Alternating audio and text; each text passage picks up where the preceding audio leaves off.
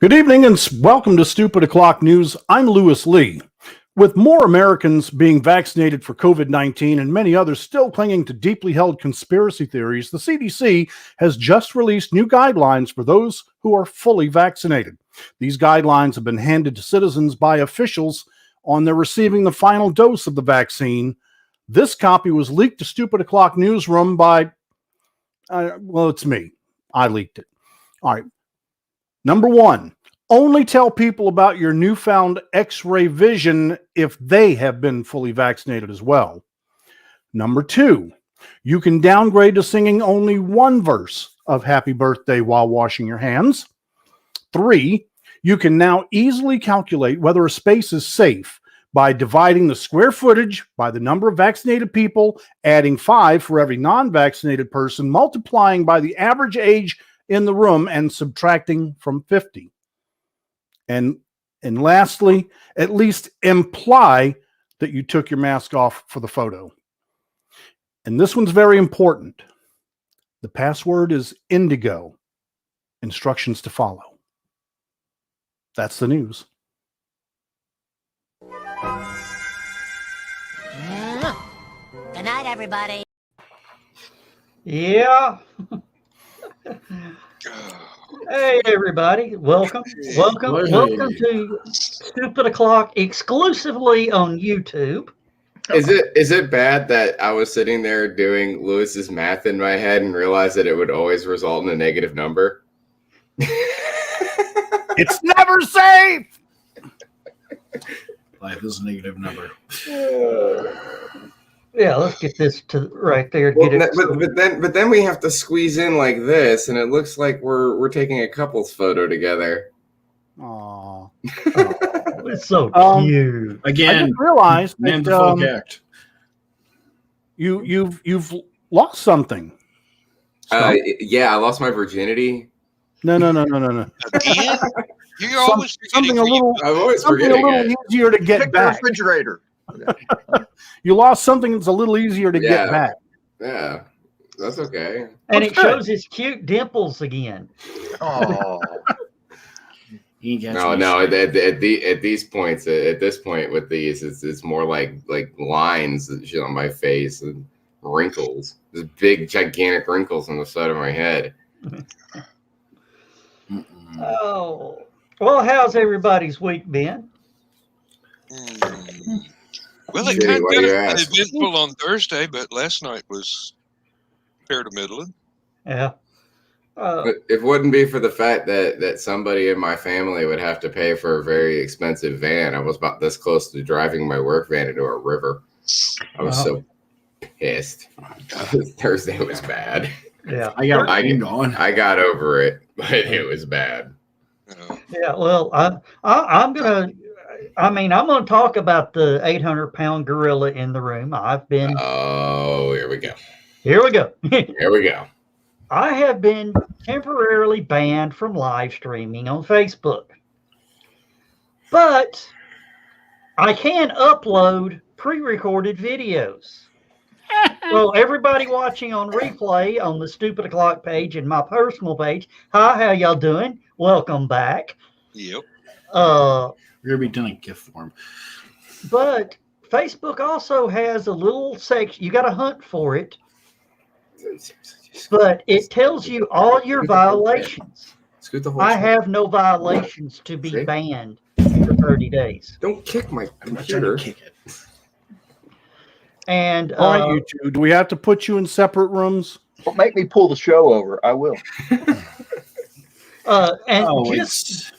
Just for everybody to know, over on the right-hand side of your Facebook screen, click the little downward pointing triangle, help and support, and support inbox. And they have a little section that says your violations. My only violation was on April 17th, 2017, on something that I posted on April 15th of 2015. I'm really curious about this now. What do? You click the triangle and go to help and support. Yeah. And then you go to support what? This is help center, support inbox, report a problem. Okay, help and support, Yeah. support inbox, Uh-huh. and then it says reports.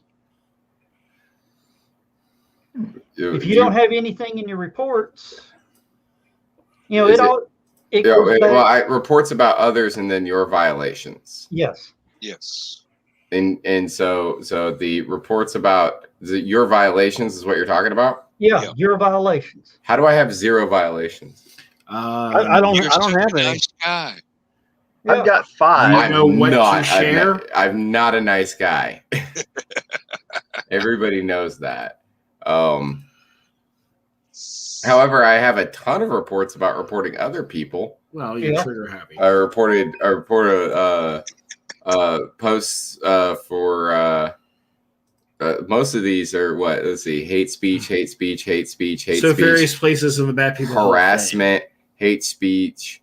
This one I anonymously reported something, but it's not telling me what it was. Now here's something surprising. Hmm. Carl Whitson says he has no violations. He feels so ashamed. Can we do this? Can we do it? Because I'm very curious. I'm very Yes. Try curious. broadcasting the Can- green room once, Carl. You'll get all the violations you want. Can I ask you this, Joe Doc? Are you Yes. willing to share what your violation was for? I don't want to show the picture. You don't have to show the picture. Just explain. That's what that's the part I'm curious about. It's stupid. It's Facebook, YouTube thing. No, it's stupid. Well, He said this was from several years ago, so that's why I'm Yes. curious why it got reported. This is something from 6 years ago, John. I'm wondering what Joe Dog posted 6 years ago that got him in trouble. okay, it was an eBay listing. Yeah. It is men's crochet thong for beach or pool lounge, custom made in any color. You got a I remember that. You got a violation for that? Yes. You got a You violation. got a violation for a banana hammock. You Yeah. got A crochet banana hammock. Hold up. Yeah. Keep that in mind at all times. Hold up. Try hold up. saying that 3 times fast. I want to point out something real quick. Joe Dog, Yeah. you got a violation for something that they sell on Wish. In bulk. Yes. Yes. Bulk. So you got in trouble. You got in trouble Bulk for is something. the only way I've seen somebody wear one. There's a You got in trouble for something that Facebook themselves have advertised. Yes. Jesus. I was about to say, hold on. To go back to something someone said, A, 5 that's because wearing one years to begin ago. with is a life choice. Yeah. B, it's the algorithm. The algorithm is insane. Yeah, really. But it took them 2 years to catch it. I posted it in 2015. They gave me the strike on it in 2017. And I that's wanna- very on And they brand. finally give me the 30 days off 4 years later. I want to point out. This is something I did want to point out. I want to point this out, right? This is important to point out. All right. Okay. The whole algorithm thing is great for the fact that people will complain if they don't understand how the algorithm works. They don't understand how the algorithm works.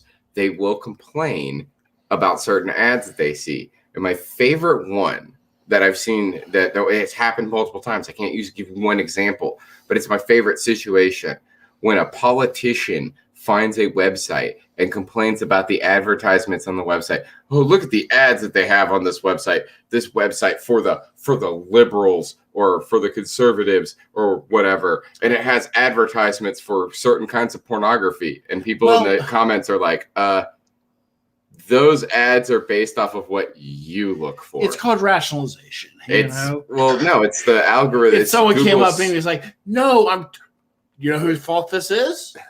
But it is literally Google's algorithm is picking up. Justice warrior hated me. But it's those advertisements are because Google is picking up on what you look for. So that like if you look at the ads that I get on Google, it's usually for like pro wrestling related stuff. Yeah. It's music related stuff. It's camera equipment. It's stuff like that. I get a lot of B&H Lewis. I get a lot of B&H Photo. I get a lot of ads for B&H Photo. I get a lot of ads for Guitar Center. I get a lot of ads for WWE. But if you're somebody who gets on the computer and looks at a lot of, well, I don't know, porno, you're going to get a lot of ads for pornography.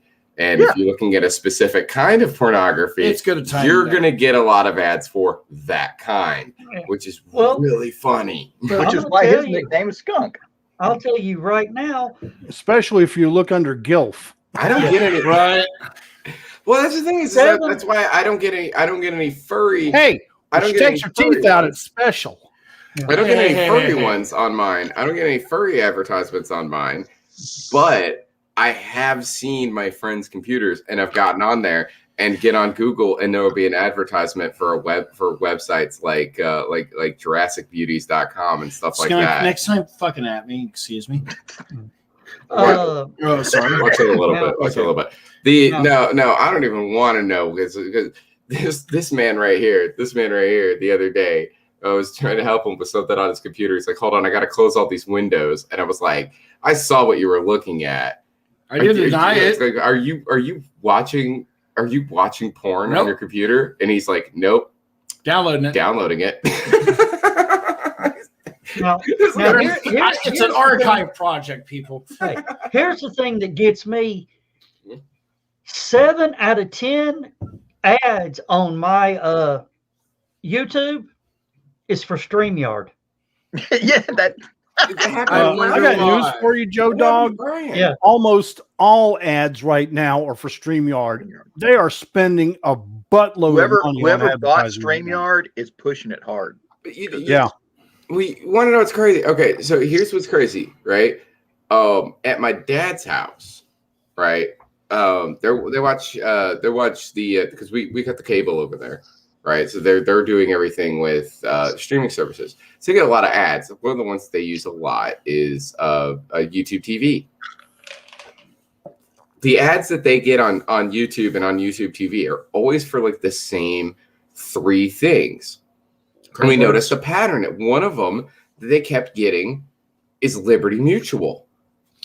And they would talk to their friends about it because I don't get ads because I have YouTube Premium, so I don't get ads. But they talk to their friends. I was like, yeah, we keep seeing the same Liberty Mutual commercial over and over and over again. You know, Liberty Bibbity, Liberty. You know, they would talk about it, and their friends are looking at them going like, we've really never seen a commercial for Liberty Mutual. We've never ever seen a commercial for Liberty Mutual. And I'm so glad I got earphones in right now because I really don't want to see those ads for that. No, they're Liberty Mutual ads are pretty funny. On the CW when I'm watching some of the superhero shows. Yeah. When I wondered how long it would take. App. I wondered how long it would take for Carl Whitzman to chime in about the StreamYard. Oh, yeah. Yeah, the Chris Brogan with messy hair. It's greasy hair. The guy looks like he just came off a 10-day drunk. What about? I resemble that remark. Come on, my hair is immaculate tonight. Come on, what are you talking about? I'm talking about Chris Brogan. Yeah. The few ads that I usually see like Twitch is the only thing that really shows me ads anymore. And the few ads that I see when I'm on, because even though I have a thing for blocking ads, I still, for some reason, get them on certain websites, and I'm okay with that. It blocks out the ads I don't like, which are the ones that like try to steal your information and stuff like that. For some reason, I've been getting a lot of ads for Blackstone grills lately.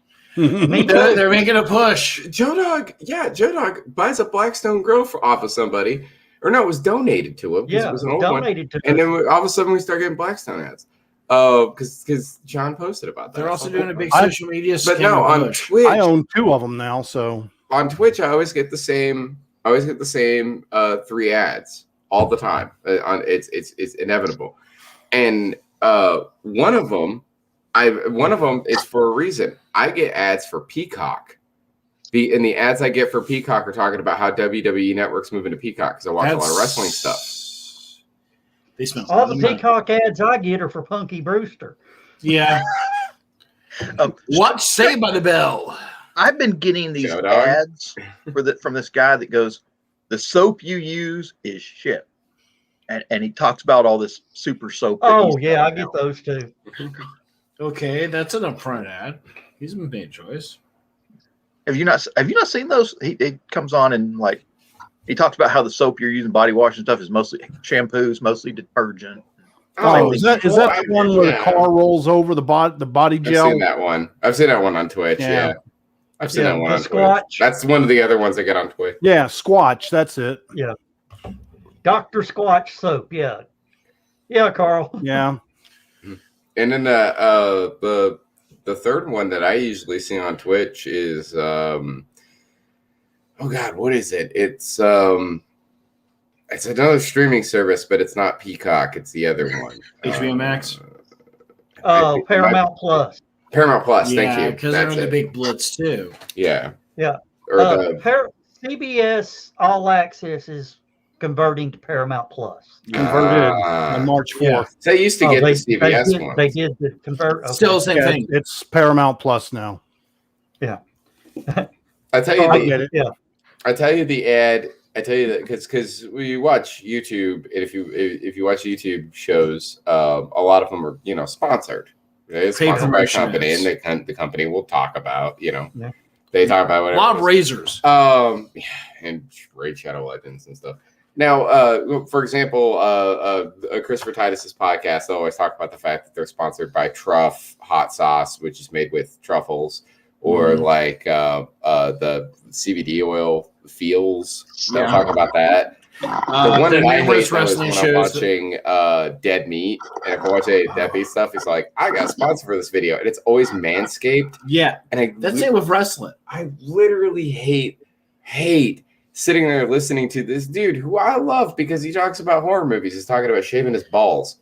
I was about to say, the thing is, like wrestling podcasts and podcasts in general, it's always Manscaped, Blue Chew. Lawnmower 3.0. You can use it in the shower. Right. What was it? I saw one. It just said I saw one Chew. today. It goes, yes. If you shave your balls, but not your Conrad's various mortgage companies. What was it? It's a mullet. It's a mullet. It said specifically crotch because it was showing a woman doing it. It's like if you shave your crotch but not your butthole, you have a mullet. Coochie. If you shave your coochie but not your butthole, it's a mullet. Yeah. Bits and pieces, not the cash and prizes. Look, I'm just gonna sit here and say right now that I don't know any girls that have a hairy balls. I guess I'm lucky. I don't really think that's been a thing I've worried about. And I think we're getting Dan all hot and bothered. He's touching himself down here. Oh, no. And Skunk, the bad part about this? I was just going, if this was a green room, I'd have something to say. Skunk, if Christian Basil was here, we could be having so much fun going, shut up, Christian. Shut up, Christian. Shut up, Christian. Christian's never going to be here. This is past his bedtime. Yeah. Some weird battles. Plus, Joe makes us wear a shirt. What did you say? No. What did you say? It's like, just looking at the screen, it's like, wow, this is the greatest weird episode of Battlestars. Like Jamie Farr on the third.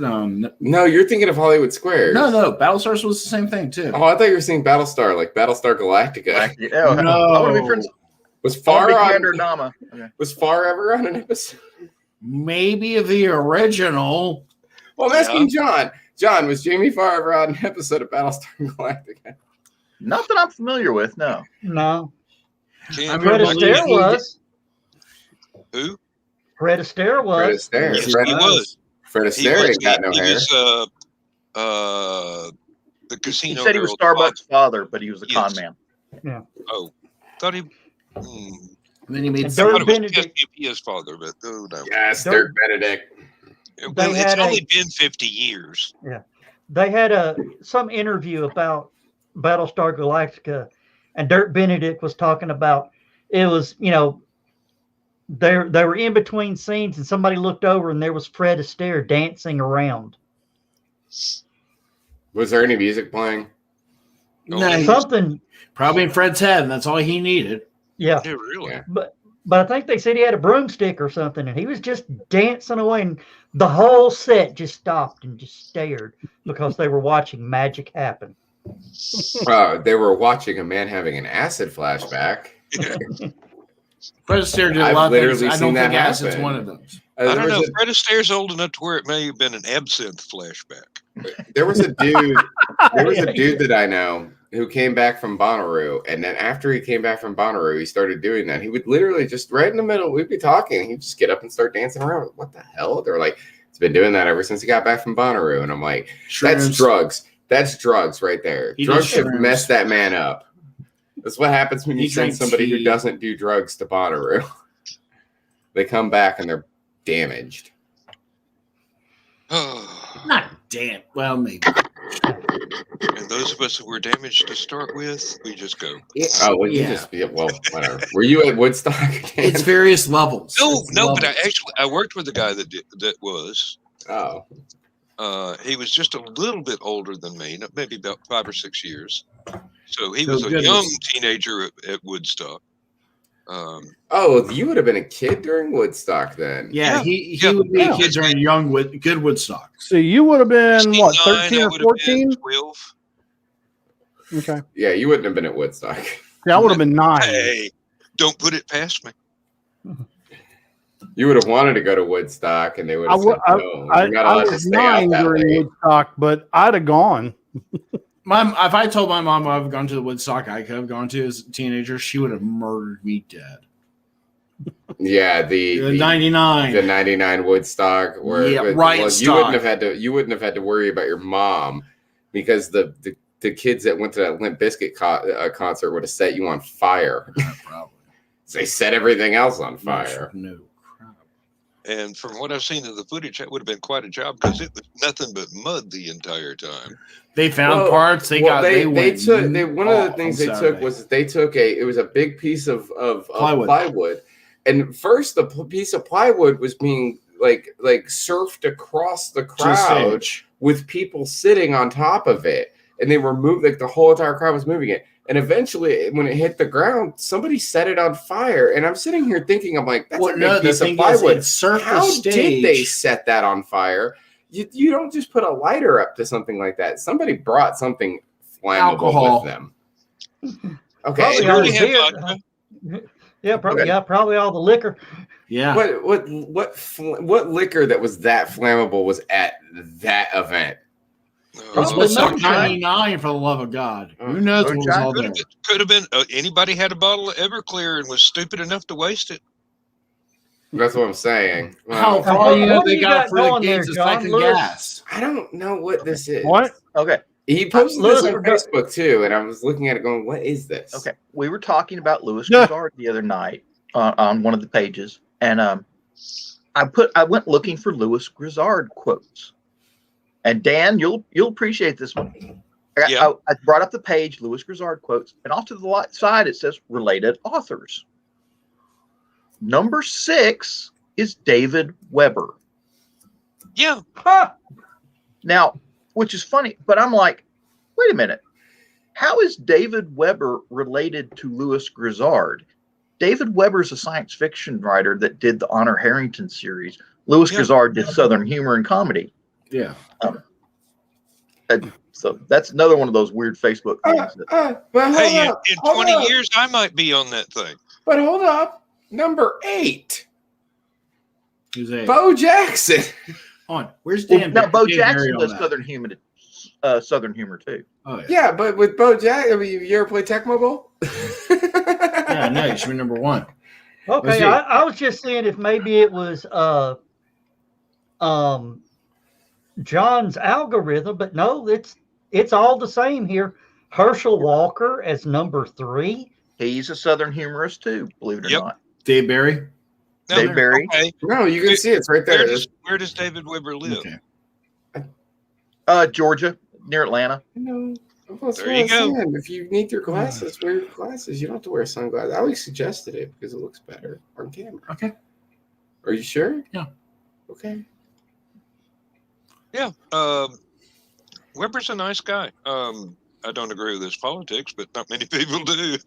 Or wait a minute, that's somebody else entirely. I'm sorry, Dave. Yeah, you're thinking of an entirely different science fiction writer. Who just recently got out of Facebook jail again. I saw. Oh no, I wasn't thinking about that one. I saw something that was posted by somebody who I think I know who you're talking about, John, and I saw something that they posted and I cringed. I was like, are you kidding me? Come on. I don't like that guy. What a douche. I'm not gonna say who it was. You don't have to. We already know. John and Joe knew who I'm talking about. Dan knows. Oh, yeah. Well, Dan knows who I'm talking about. Dan doesn't know which one I'm referring to. You know which one I'm referring to because you know which picture it is. Joe knows who I'm referring to because Joe knows how much I don't like that guy. Yeah. And Lewis is completely lost, which is fine. Yeah. I can catch him up to speed later if he really wants to know. Hey, and Lewis, my Blackstone grill igniter will be coming in Monday. Cool. I'm putting in a whole new igniter system for it. You got the link to the video that I sent you, right? Yeah, I've watched it. Okay. It looks fairly simple, fairly straightforward, but it's just going to be. You got to be patient because it's going to take a while, depending on how deep the rust goes. But you will eventually get it all off. It's rough, but I am going to hit it with the angle grinder and a wire brush for a while. Hey, Joe Dog. Yeah. Please remember to speak directly into the potted plant. Directly into it. Okay. Yeah, the Chaos Agents have bad hearing. Okay. I want to ask Skunk and Lewis something real quick. Skunk, you heard about the mudslide over by the East Ridge tunnels? Yeah, I reported on it. Oh, did you? Okay. Skunk, did you have any problems with that? You being a delivery driver and all? I don't go to East Ridge. Oh, you don't go you don't go to the tunnels. No. I go through a tunnel, but it's like East Ridge tunnel. I go through the Brainerd tunnel. Yeah. So no, I didn't hear about that at all. I'm wondering how bad it. My first thought that went through my head when he said, "Did you hear about mudslide?" and I was going to be like, "I don't drink mudslide."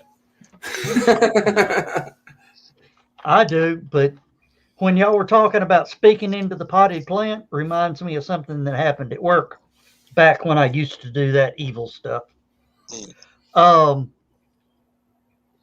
We had a incident happen at work, and I just so happened to have some of my ghost hunter equipment with me, like one of the audio recorders. So they called me in for, and had it in my pocket. So they called me in for, my side of the story and all that. The first thing they did was they put the recorder down on the desk and hit record. And I said, good, I'm going to start mine. What are you recording this for? You're recording it. We don't need to talk to you. You're good. That's like walking in with a lawyer. Yeah. We didn't bring ours. We'll get back with you later. Lawyer, give me tweaks. Yeah. Oh, I wish I could wear my glasses on this thing, but there's too much of a reflection. Of course, I've also learned when the policeman walks up to you. Well, now I can't see the screen because unless I tip my head back and go through the bifocal. That's why y'all always see me change glasses, because I normally wear bifocals. But if I wear bifocals to see the screen, all you're doing is looking up my nostrils. So I just change out to the plain old reading glasses so I can see at any angle. Right, there you go. You can see right up there. I just didn't. Yeah. Thank you. I had you full screen. No, I had people on that have watched Stupid O'Clock and then go to one of my pages where I'm wearing the glasses and the hat, and they go, "That ain't Dan." Well, unfortunately, it is. Well, I've noticed we got 5 people watching. I know we got Brian, Carl, and Carly. Who else is watching with us? Throw a comment in there. Say hi to us. Me. John's going to end up being one of them because he always, Yeah. But the other person, I don't know. I'm wondering about that. Who is? Well, I have to quote a movie, don't I? Yeah. Will Mr. Mystery Guest please sign in? Oh, I used to watch that game show too. I love that show. Oh, well, I didn't know that was from a show. I was quoting Speed. What's my line? No, was it What's My Line or what's my line is will the real whoever please stand up. Yeah, they had mystery guests. Yeah, no, it was Panelists would be blindfolded, and the mystery guest would have to sign in so that the audience could see who they were. And then they would go and sit down. Yeah, no. Truth or Consequences. Truth or Consequences was the name of the show. Okay. Yeah, young Johnny Carson. That sounds like a cool idea. I want to see. They tried it a couple times. Is it possible it was both, Joe or Lewis? I remember To Tell a Secret, but Yeah, I thought it was To Tell a Secret. Well, that formula got moved and manipulated a lot after. Actually, my great uncle was on that. I've Got a Secret. Yeah. I've Got a Secret. Yeah. Because it was like, I got a secret to tell the truth. Yeah. I've Got a Secret. My great uncle was on it because he gave his wife. What's My Line had mystery guest. Yeah. Yeah, it's like the formula itself became like it lasted all the way up to like Nickelodeon was still running that formula. Yeah. But my great uncle was on it because he was a police officer in the city of Chattanooga. He wrote his wife a parking ticket. Oh no. I remember one where the last living witness to Lincoln's assassination was on there. Jesus. Who okay, so I have an opinion about this, but I'm curious what everybody else thinks. Who was the coolest guest on What's My Line? Because I have an opinion on who the coolest one is. Well, they had Walt Disney on there at one time. Cooler. Carol Burnett, Cooler. Andy Griffith. Cooler. Okay, Andy Griffith made Face in the Crowd, so come on. I'm just saying there's one name that I'm thinking of somebody who was on that show who was super, like, the coolest guy ever. Okay, spit it out then. Frank Abagnale Jr. Yeah. No, Frank Abagnale Jr. They had 3 guys walk out dressed as Pan Am pilots, and each one introduced themselves. Hi, I'm Frank Abagnale Jr. I'm Frank Abagnale Jr. I'm Frank Abagnale Jr. And then the host of What's My Line would say what they've done. This person not only forged thousands and thousands of checks, but also impersonated a Pan Am pilot for several years and got free flights across the country. Made a movie about it with Tom Hanks. Catch Me If You Can. It was Tom Hanks and Leonardo DiCaprio. Steven Spielberg directed. Amazing movie. If you've never seen that movie, it's great. I love that film. And finding out, I went back and because it opens. Thank you, Brian. You just stole my next line. It opened with the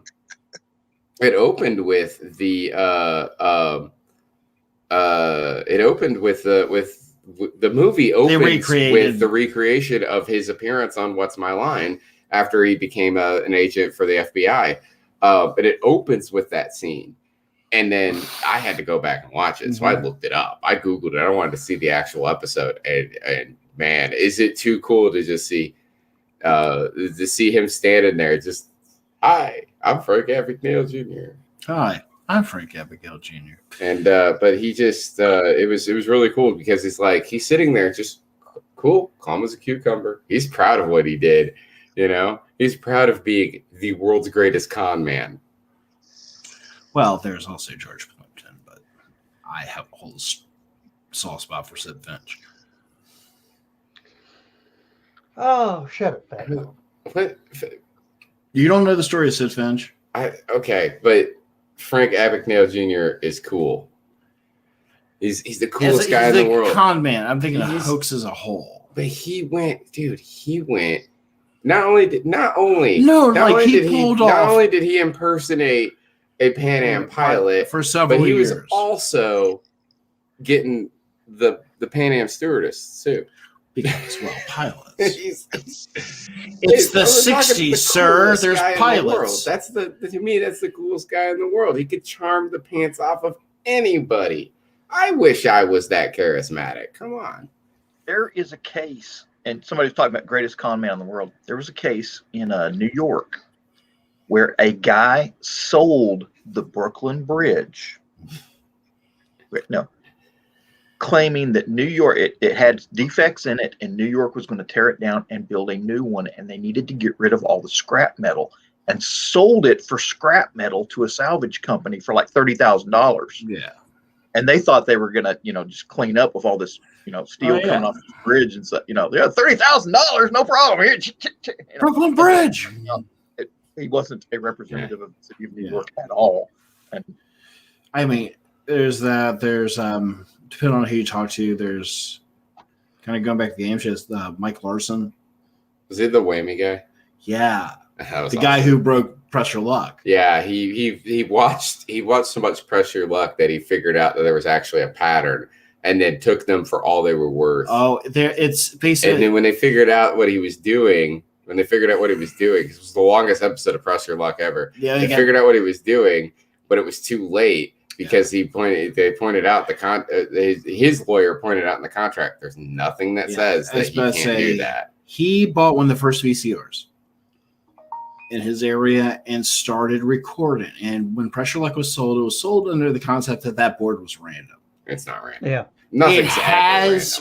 It has set patterns. Yeah, but their theory done fast enough. If you don't know what you're looking for, it looks random. With him having that VCR, he recorded episodes and found the pattern. He started watching it frame by frame, counting out the numbers. It's the only episode that was it was split into two halves. Peter Markin was a hero for that episode. Yeah, and how he handled it. And they made a rule that after that, until like recently, not that recently, but Game Show Network did a documentary and then showed the episode. Yeah. It was after that what they did was that they had several preset patterns and they changed them out every recording. They'd switch to a new pattern. Yeah. But they wanted to make sure that never happened again. No. But there was nothing against that. That's like saying that he could memorize that pattern and everything would be like saying that you're disqualified from Jeopardy because you went to college. You know what I'm saying? But I think it's at that level is what makes it so unique.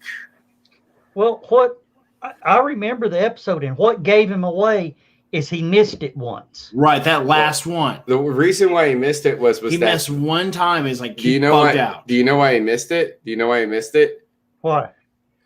Because it was going on for so long. Yeah. The clock got out of sync. And then it started lighting up the wrong ones.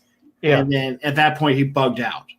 And that's when they were like, wait a minute, that's not supposed to light up now. It's supposed to light up later. But it was things were lighting up at the wrong times. And there was a delay to it. Yeah, you hit the button and it would keep going. I remember he hit the button and he went so long he broke it. The thing is, he only had 2 missed calls. No whammies. Yeah. And they said, like I said, the second missed call was enough for him to go, I'm done. They figured out the machine was malfunctioning, and at that point, they had to stop the show. That's how long he played. I mean, and then he missed one in the beginning trying to remember the pattern. Once he found that pattern, he was off. It's a neat documentary, by the way, if you've never seen it. Oh, yeah, it's on YouTube, free as a bird. Yeah. But he hit the thing, and it was like, he was shocked that he got it wrong. Right. And that they caught on to that and realized he had figured it out. Yeah, but at that point, he is like the minute that second failed hit happened, he bugged out of that game. Yeah. I think Lewis is on a potty run. There you go. Biologic break. Yes. That's what I figured. Well, I tell you what. You know what I'm gonna do? What? I'm gonna go grab a drink. Come on. I'm gonna go grab a drink. We'll grab you a drink, and you sit here and entertain these fine folks. All right.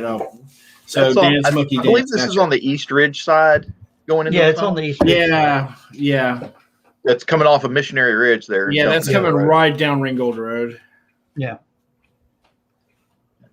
Yeah, I thought it was there- on the roundabout side, but Me yeah, too no. at first. but Because then I you noticed the think curve. if anything's going to go wrong at that tunnel, it's going to be the roundabout side. yeah. Because that's just anything else, you're just like, no, that doesn't work. It's no. Hey Joe. Yes. Yes. Oh, Oh, sorry. That Joe with the hat. okay. You didn't ask him the 3 questions. Everybody knows who the street bunny is. Yeah. Bing. Oh,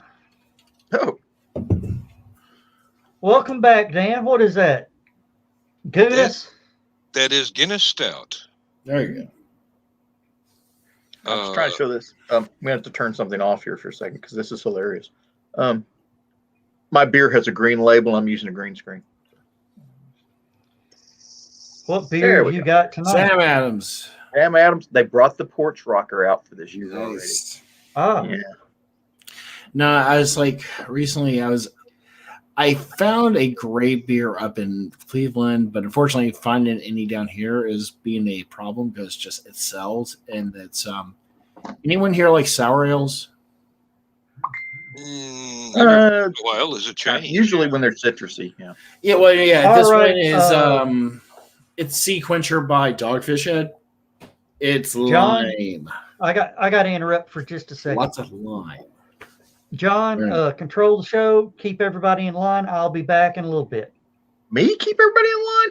Yeah, you've got the There power. we go. Turn them off. That's like asking me to stay sober. Yeah. All right, I'll be right back.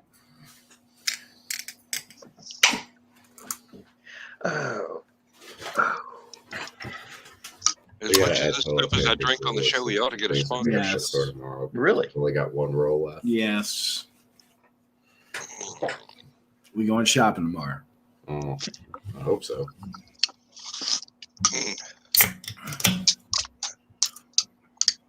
The one thing I hate about the Guinness cans is the little agitator in there that gives you the foam. It makes the cans You mean- tremendously hard to crush for recycling. Do you mean the Guinness ball? The rocket. Yeah. No, the Yeah. rocket's in the bottles. Oh. In the cans, it's a ball. Oh. Yeah. So his beer has balls. Mhm. Yes. Well, Guinness has balls. What do we do first? Well, what do we do first? it says here, give the steering wheel to the guy with the most FB violations. There you Carl. see, that's my point, Carl. I've got Carl. Wait, John, how many do you have? 5. Well, then he's John, what did you do? no He questions. keeps What didn't posting he do? One of them. He was involved in discourse. One of them was a woman on the Traveler website. I posted something about a woman in armor with boob armor, basically, and she got mad and complained, and then complained to Facebook, said it was against the community violation. How Which- dare you talk about that in Traveler? Yeah, really. Imagine that. Females have boobs. I know. It's shocking. Kids. Which today. is kind of funny because I was actually part of a committee that was studying boob armor for the U.S. Army. Well, I mean, Um, take the research where the research takes you. Oh, there's so many problems with it. One, it doesn't work as well as flat armor. No.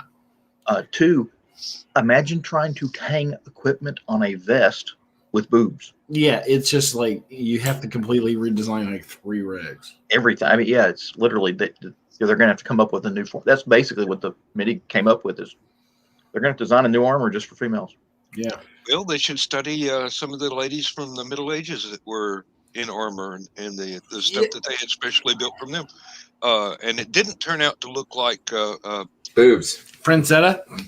It looked actually, like boobs. I was going to name a video game character, the Tomb Raider, the girl from Oh, Tomb yeah. Raider. Lara Croft, yeah. Yeah.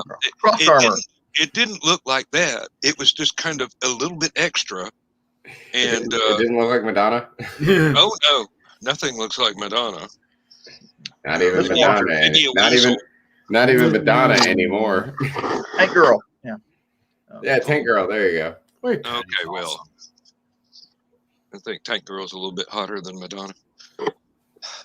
No, Lori Petty and Point Break. Just saying, respectfully. Lori Petty in pretty much anything. I mean, Right.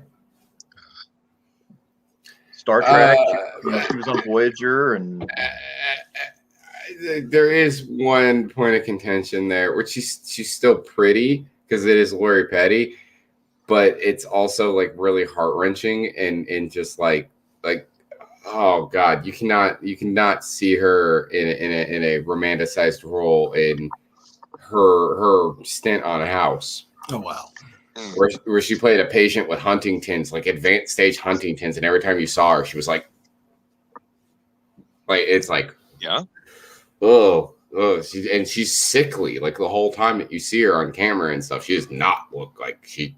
That's good making I mean, work though. you know, Really Leonardo DiCaprio and Gilbert Grape. Mhm. You know, yeah. which was a really he really did a good role on that. And I'll give you another one. I'll give you another one too. Billy Bob Thornton in Sling Blade. Yeah. It's the whole like eat thing. They could be. I really like them. Their mustard. This is mustard. I can't do it the way he does it. He does it so well. I can't do it. Eh. I've seen him. It needs more time he's on on- the cheek that you can really get. Well, no, he was talking about it on Inside the Actor's Studio.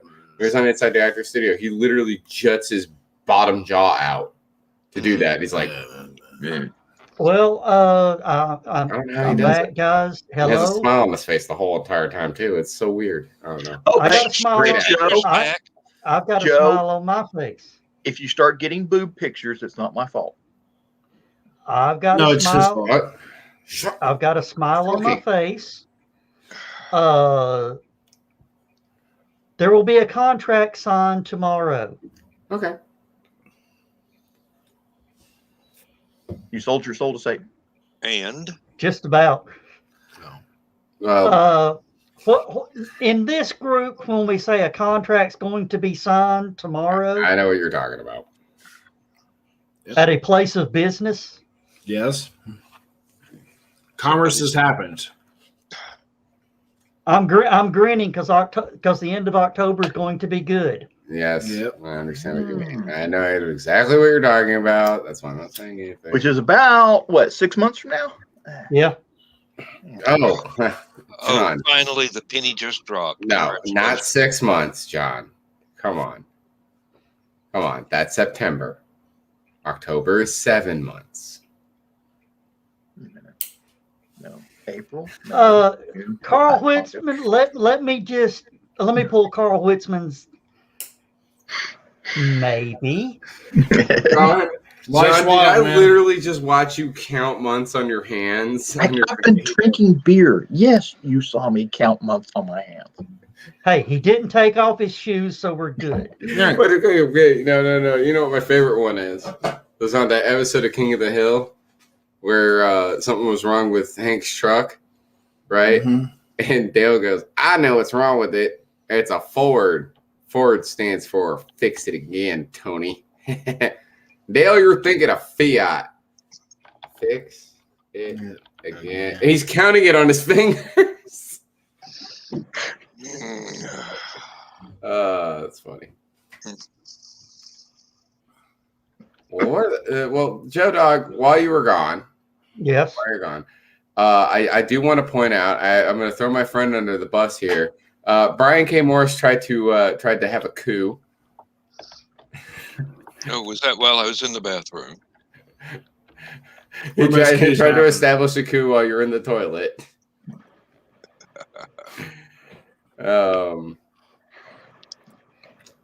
Welcome to the Hey, People's Lewis, welcome back. Welcome to the People's Republic of Stupid.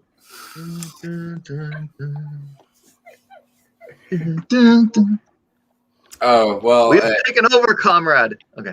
In that particular case, John, I guess me and my roommate have to go to the ghoul. And who just left? I'm going to the toilet. By the way, closed circuit to Carl Whitzman. Carl, you have accepted my brother into the group of your funny humorous page. Good luck.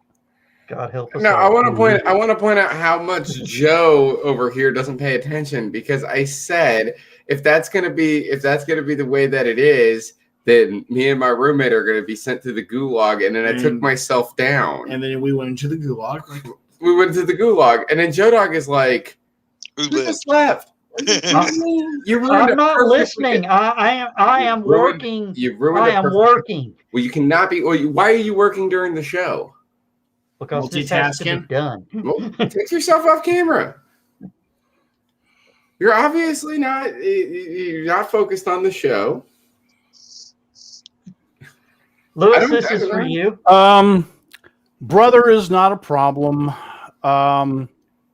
He's a cranky old cuss.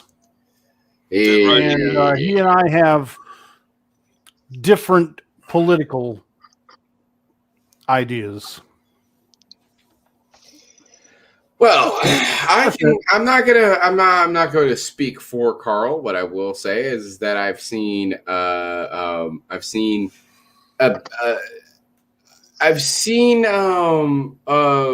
you call it on both sides. Oh, hey, it's Bill Sarton. I've seen jokes because it is a humor page. It's about humor, and I've seen jokes on both sides political spectrum on there. I've seen liberal jokes and I've seen conservative jokes. It's whatever is funny. And that's the thing. I'm somebody who's a very liberal person. Anybody who knows me knows I'm very liberal. I used to be more of a centrist, but not anymore. I've much like Christopher Titus, I've moved very much to the left.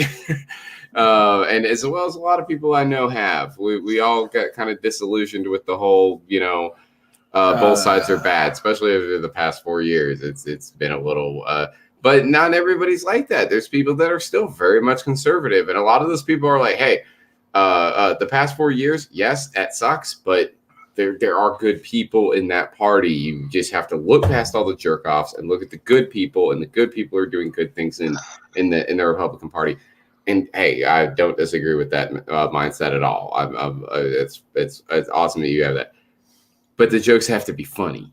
That's our big thing. It has to be funny. And I've seen funny stuff from both sides. Some of it I don't agree with, but at least it's funny. The worst one of the things that I was talking about earlier when I saw a certain person had posted something. It wasn't posted in Carl's group, but it was something that was posted earlier. And it wasn't funny. And that was the problem, was that it just wasn't funny.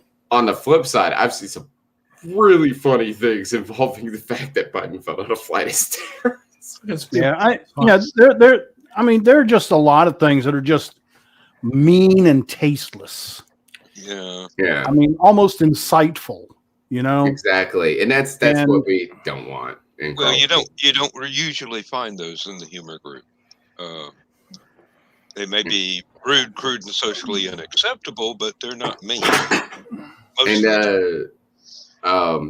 And as soon as I just came up with an idea for a new little short YouTube meme video, and I have to get on with Audrey about that because I need to get a specific episode. I need to get a specific episode of Supernatural.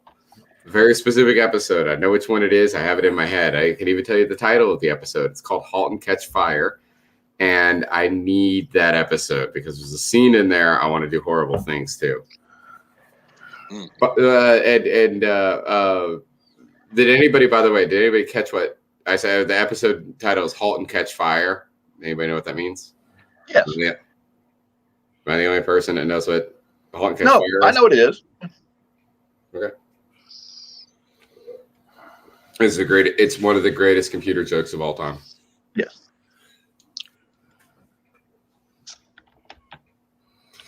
So for anybody who doesn't know, Halt and Catch Fire was a fake command in it's been in a few different operating languages, but I don't remember what the first language it used it was.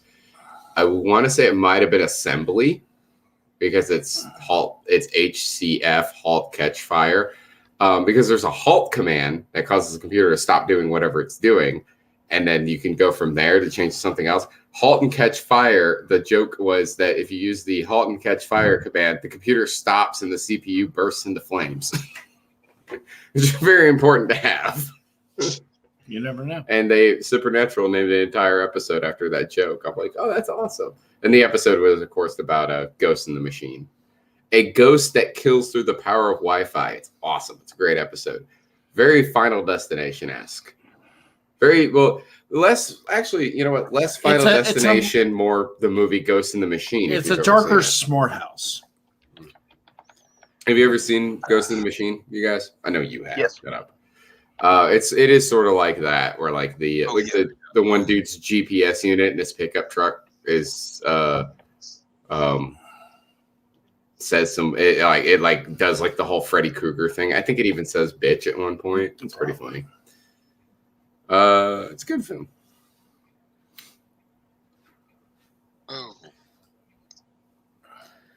Oh yeah, absolutely. Who on SNL plays Biden? Does anybody know?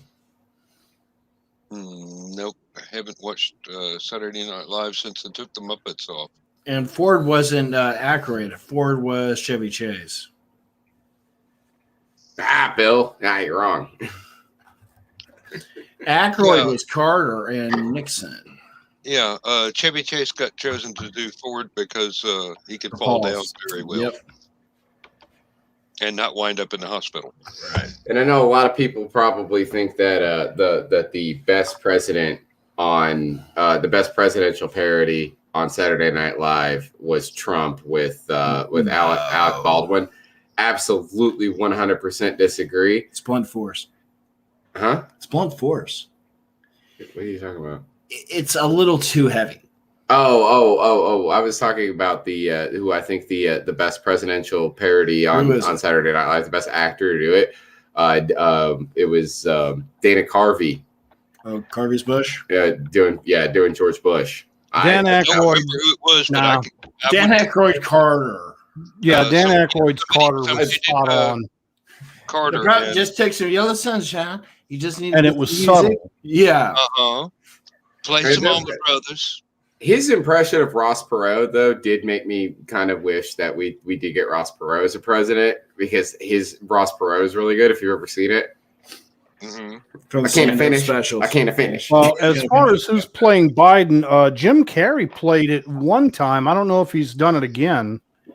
Well, I mean, physically, it's not the worst. Well, we know who Kamala is. We know who's doing Kamala. It's that girl that's been in everything. She's been in everything. She was my favorite role of hers is she was on the Good Place. Oh, Haddish. She played the judge. Tiffany Haddish. I don't know if her name. Oh, it's not Haddish, it's Maya Rudolph. Maya, yeah. Maya Rudolph. So funny. She is so funny, and she does. It was so great when she was at the debates, when they were doing the vice presidential debates, and she kept shilling like for TV shows that she was going to be on and books that she was selling and stuff the whole entire time instead of answering questions. That made me laugh so damn hard. She was awesome in that. Aykroyd has an underrated SNL run in general, though, too. No, he doesn't. What are you talking about? I mean, he's got my favorite little bit in that entire early season. That's the metric system. Aykroyd's like he's one of the pinnacles of Saturday Night Live. What are you talking about? Yeah. He is, but when you get that talk about early Saturday Night Live, it's either Belushi, or it's Chase, or it's Radner. Yeah, Radner. I'm sorry. Hold up. I'm sorry. Do we not remember Weekend Update? we do. Yeah. Jane, you ignorant slut. Thank you. That and what was it? The spokesman for the toy company. That one always gets me. Oh, little Johnny. And on Weekend Update, I always loved Rosanna Dana's last line. Rosanna. Bitch. Think that was the first time bitch was used on TV legally. Probably. Speaking about that era, well, no, it wasn't that era. It was the next era of Saturday Night Live. Had Father Guido Sarducci, and if you, it always drove me nuts when I was a kid. We had the Nightmare on Elm Street 5. It was the only Nightmare on Elm Street movie we owned it when I was a kid, which is why I'm so obsessed with that movie and Freddy in general, because that movie rules. but it came with the music video for a song by the rap group Houdini. That was, of course, it was for the movie, so it was Freddy themed. So you had like dancing Freddys in the background and stuff like that. But at one point, all of these dudes are doing like a Running Man style dance, and then they move out the way, and all of a sudden, there's a guy in the background, and I swear, I paused it, and I was like, it's Father Guido! This guy looks just like Father Guido. It's hilarious. I used to see him way back when he was doing that as a stand-up stage. He's still, the comedian. After he left SNL, he kept doing it on stage. Yeah, well, I mean, he was doing it before that. That's why they hired him specifically because he did that character. They never gave him his actual name. They always introduced him as Father Guido Sarducci. Yeah, the credits. But he's been doing that back when. Yeah, he was a Kaufman contemporary. John, are you trying to get us in trouble with YouTube now? We're already in trouble with Facebook. Come on. It's a People's Republic of Stupid. You have way too much time. You need a yellow star now in the other corner. You know, I like that. Hang on a minute. Now I got to fix it. Great.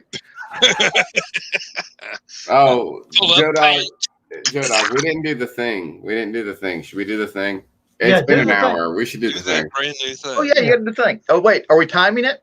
Nah. We don't have to time it. We need a minute. He'll, Stupid O'Clock and Armchair Rocket Science are proud members of the Rising Tide Broadcast Network, where Rising Tide raises all ships. This is our program schedule. All times are Eastern. Sunday, Comics Chaos and Sass at 10 p.m. on Facebook. Mondays, Never Mind the Furthermore at 10 a.m. on Facebook and YouTube.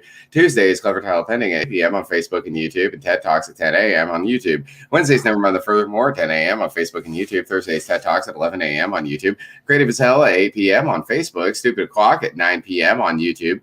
Comic Book Spectrum at 7 p.m. on Facebook and YouTube. Fridays, Never Mind the Furthermore on Facebook and YouTube at 10 a.m. Michaela's Tidbits and Scribbles at 7 p.m. on YouTube. Historical Fencing Guild at 8 p.m. on YouTube. On Saturday, Stupid O'Clock at 11 p.m. on YouTube. And we have the wild card, Armchair Rocket Science, will air whenever launches are scheduled by NASA, SpaceX, or Blue Origin on YouTube at www.facebook.com/Rising Tide Broadcast Network for more information.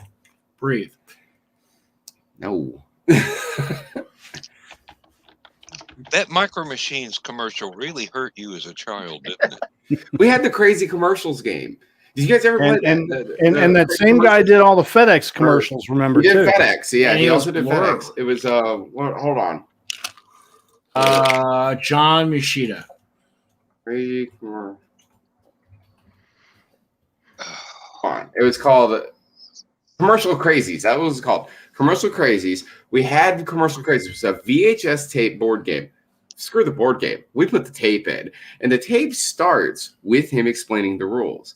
And he's like, you might know me as the Micro Machines guy or the guy from the Federal Express commercials. And I'm here to tell you the rules to playing Commercial Crazies. I'm the fastest speaking man in the world with the Guinness Book World Record. So, are you ready? And then he goes through it, and every time he would get like a paragraph done, he'd go, got it. You have to answer the question. You have to answer the question. When they answer your question, you answer the question, and you get a piece, and you can put the piece on the board. When you collect all 4 pieces, and you're to be able to win the game. Got it.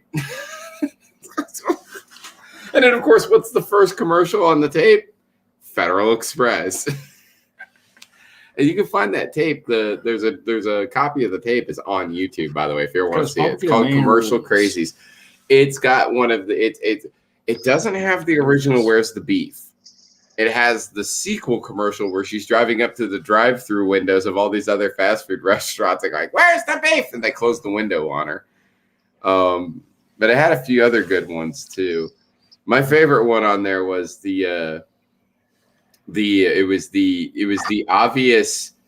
It's obviously supposed to be like a Soviet bloc country, right? It's supposed to be the Soviet country, and they're getting everybody. The person who's doing it's like, I have everybody's attention, please, thank you. We will now do the fashion show first. Okay. Where? And then the woman walks out. She's wearing like it's just a uniform. Right, Gray work uniform. All it is just this gray work uniform. But she comes out and she walks out. She turns around, she leaves. And it's like, now evening wear. And she comes out and she has a flashlight. That's the only thing that's different. She shines the flashlight and then she leaves. Next. And he gets a big grin on his face. Swimwear. And she comes out. She has a beach ball. And it was for an airline company. If I remember correctly, I think it was Alaska Airlines. It was like, are you, I think it was Alaska because all the commercials were Alaskan. It was like Alaskan Airlines. It's like, are you tired of getting the same thing all the time? You can fly Alaska Airlines. So they had a lot of Alaska Airlines commercials on that tape. Oh God, it was so funny. Well, there are just some companies that really did, good commercials. Those Alaskan Airline commercials were some of the Federated. The Federal Express commercials were good. Wendy's was good. Shadow Stevens Federated commercials. I can't. Those are the three big ones that I remember from that tape. The Nissan commercials with Mr. Nissan. Oh yeah, Joey Zuzu. Joey I Zuzu. don't remember what was all on that tape though, because there are other commercials that are not on tape. I think one of my favorite ones was there was a commercial. It wasn't in this country. It was in another country. And the whole idea behind the commercial is that you might not know. It was for a commercial for learning English. It was like a Swedish commercial or something like that. It had a Mumphy. It was the family getting into the car.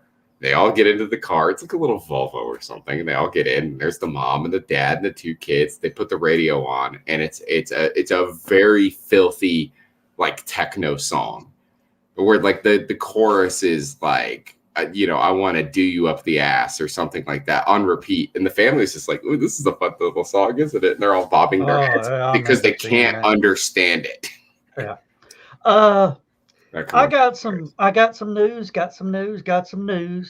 Pay attention to the Halocon, a fantasy and horror convention page, and the halocon.com page for an announcement tomorrow evening at 4 p.m. Eastern time. 4 p.m. is not the evening. Eastern. 4 p.m. Yes. is not the evening. If y'all check out the private chat, everything is all we got to do is put it on ink. Nope.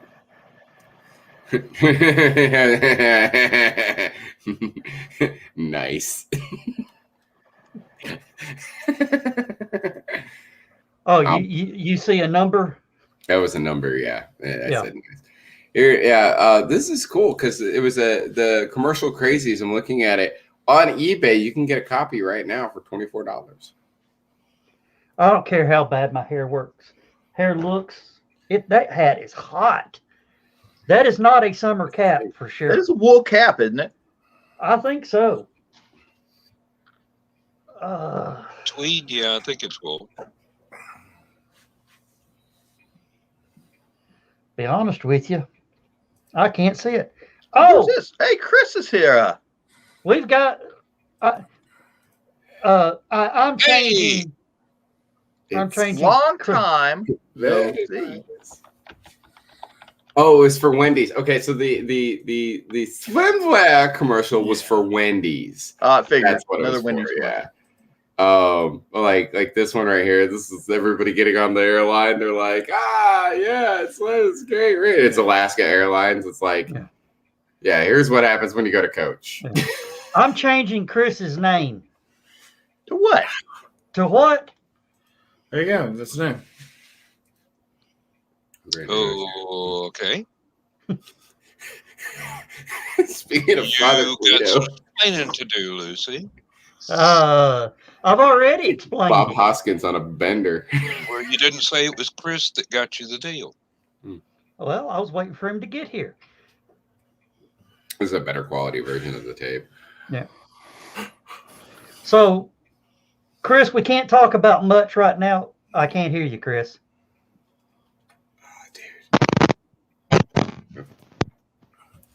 Oh, look how cool that looks. No. We hear it scratching when you wiggle the plug. That's cool. I like that effect. That's cool. We found the commercial crazies VHS tape on YouTube. We're scanning through it, looking at stuff. And there's a scene where it shows all it is just the logos for all the GM companies, but they're like doing like the 80s, like they're glowing. Yeah. And it's like Chevrolet, Buick, Pontiac, GMC, you know. Still can't hear you, Chris. Yeah, like they're all Alaska Airlines, basically. When You had to fly to Alaska. I had to leave and come back in, Chris. There's one for. I can hear him unplug. I can hear it pop when he unplugs and plugs his mic back in. What about now? I got Hey, you there you now. go. I had the wrong plug in the jack. See, Dan, it can happen. Use the know red it one, can not the happen, green but- one. There's only one input and output for mic and headphones on this computer, and Oh. nothing else can go in that I one. can hear y'all. Oh, and Lewis, now that we're to this point, Yeah. I'm probably going to have you actually come over here to the house and give me a height adjustment for Grillzilla on where you think everything's going to be. Joe, you're good. Joe is one of the grill monkeys. How tall are you? Tall. I'm going to raise the stove eyes up about 2 feet, at least 18 inches to 2 feet. All right. And we're getting a Oh, Blackstone grill to go on it. He's talking to you. so I know. I lean heard. in. Yeah, I heard. It's like, 36-inch flat top. that's gonna be Yeah. nice. Ain't much you can't cook on that. No. Breakfast So becomes reality if we want it. do what? Breakfast becomes reality if we want it. Yeah. So It's your what? farm, go. I don't know So do anything you- about food. So do you You're gonna think? learn. So do you think what I'm going to do, Joe, is I'm going to shift the stove eyes. They're going, where the box is. The box is going Yeah. to slide to the other side. Okay. The stove eyes are going to shift down to the back, and the grill's going to be up front.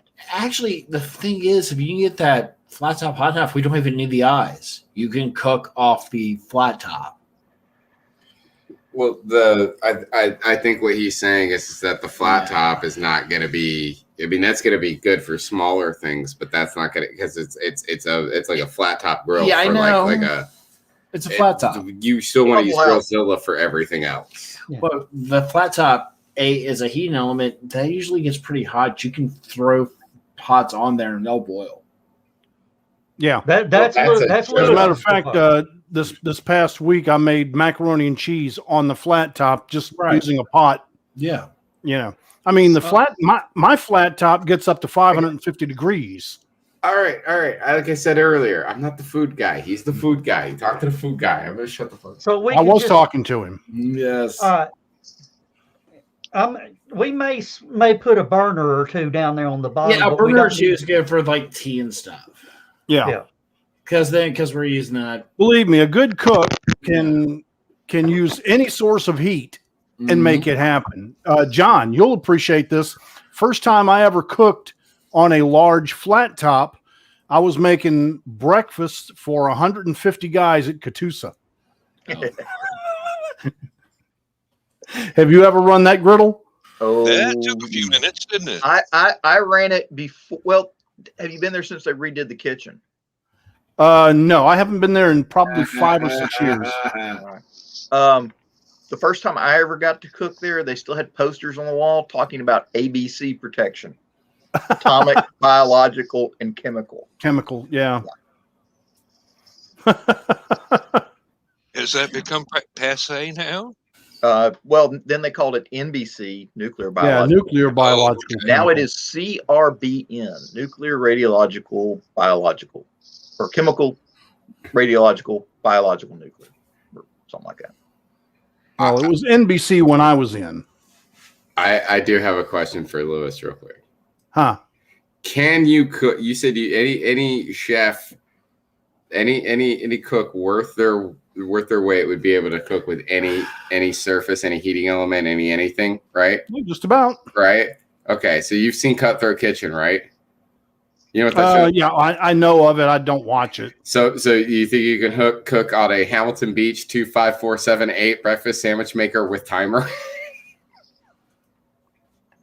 I could probably You almost stretch the bought limit. one today.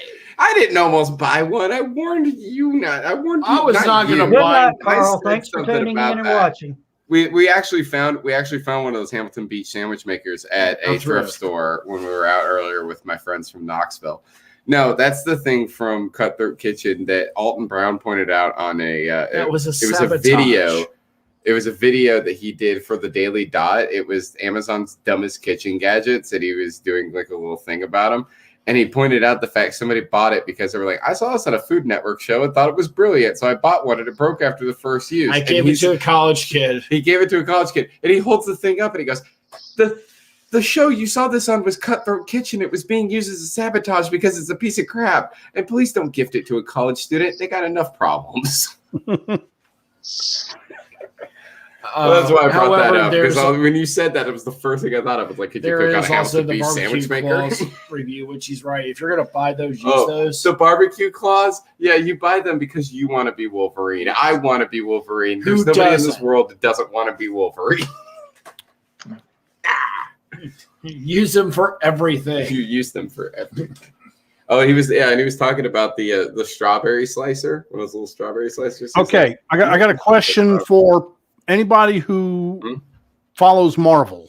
Okay. Hands up, who follows Marvel?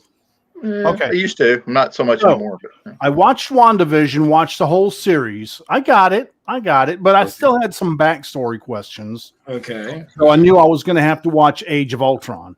Right. I just watched Age of Ultron today. Uh-huh. So okay, I get the origin story of both those characters. Now, I watched the first episode of Falcon and Winter Soldier. Okay. And they're talking about how everybody came back to Earth. Yeah. And I'm like, okay, last I heard, half of all life in the universe got obliterated. Endgame. Yep. Watch Endgame. no, And so it was in, All right, what movie do I have to Infinity watch? War. I saw Avengers Endgame. I saw Infinity War. Okay. Yeah. Obviously, I was You out got of the order. first half of the story. You need Endgame now. That's the second. Endgame. Endgame. You need to That see was my Endgame. question. I needed to know what movie I need to watch now for Falcon and Yeah. Winter Soldier to make sense. Yeah. Endgame. Yeah. Yeah, All right. watch Endgame. I'll probably watch Infinity War again first just to refresh Yeah, my I was- memory. I was gonna say that. I was gonna the say best that. way to do that. Yes, indeed. And then Did you see you that have to post? watch Endgame because Endgame, there's stuff that happens in Endgame that Changes will everything. that will get referenced in Winter Soldier. That's because And even Wanda and WandaVision. there's some stuff that got mentioned in WandaVision. Yeah, so you Oh, okay. technically got Well, you see, and I spoiled. may have missed it Yeah, in WandaVision because I didn't see it. So you technically got spoiled a little bit during WandaVision, but you can fix that. Yes, that's a very bloody beer you have there. okay. And you were going to say, John? Speaking yeah, of, you I want, posted something the other day on And a Stupid Mountain Dew. Talk about And Mountain Dew. you want a beer it or was that And- post where somebody was talking about Hey. It says that he's muted, but I could still hear him. Okay, go ahead, John. I couldn't hear you. But if I drop it on All right, I got him muted. okay. Thank you. And Chris's mic is still active. Who's scratching? Chris, God. Waka waka waka. waka. his mic's gone again. Oh, yeah. John. Okay. Third time's a charm. Yeah. So anyway, I posted this thing. Somebody was talking about how when Tony Stark looks at because Spider-Man was one of the kid got erased by the Thanos snap. He said he looked at a picture of Peter Parker and decided that it was worth it to risk everything to save the universe. So he goes on, and somebody mentioned, wait a minute, what about the rat that opened up the time portal? says, what is he, Swiss cheese? And somebody says, oh, that wasn't a rat, that was Loki. And everybody goes, oh my God, if they retcon that, my life will be complete. Anything is possible in the Marvel universe. And that Why are we muted? he stole the cube. So he could have done whatever he wanted to. Because you and Blair were talking and we couldn't hear each other. Yeah, y'all were talking. We couldn't hear it. All right. And what'd you say, John? Oh, just that the idea that Loki was the rat that saved Ant-Man. If they retcon that back into Marvel, that'll be hilarious. Yes, it Okay. would. When you was talking about the rat that opened the time portal, I thought you were talking about about Rocket. No. There was Rocket's not a rat. That's It's a raccoon. Lewis hasn't seen Guardians Endgame. of the Galaxy. Yeah. Well, I've seen Guardians of the Galaxy. Right. Lewis hasn't seen Endgame, but Endgame. No, I haven't seen Endgame yet. So Yeah. Endgame pretty much starts with a rat running around the front of a van while it's in storage. And it belonged to one of the people that supposedly disappeared when Thanos did the snap. They just put all his stuff in storage. There's a rat running around and activates the time machine. He comes falling. He didn't disappear during the Thanos snap. He was in the microverse. He's just been stuck there for the last 5 years. Yeah, he's been quantum. But because he's in quantum, it's only been like 5 hours for him. Yeah. So he pops out and the whole world's gone to hell. Hmm. Okay. And it's like, what the hell happened? Oh, half the people are gone. Buildings are shut down. His teenage daughter is 5 years older. Yeah. They're gone. No, she wasn't gone. She didn't get snapped. He walked all the way home and found her.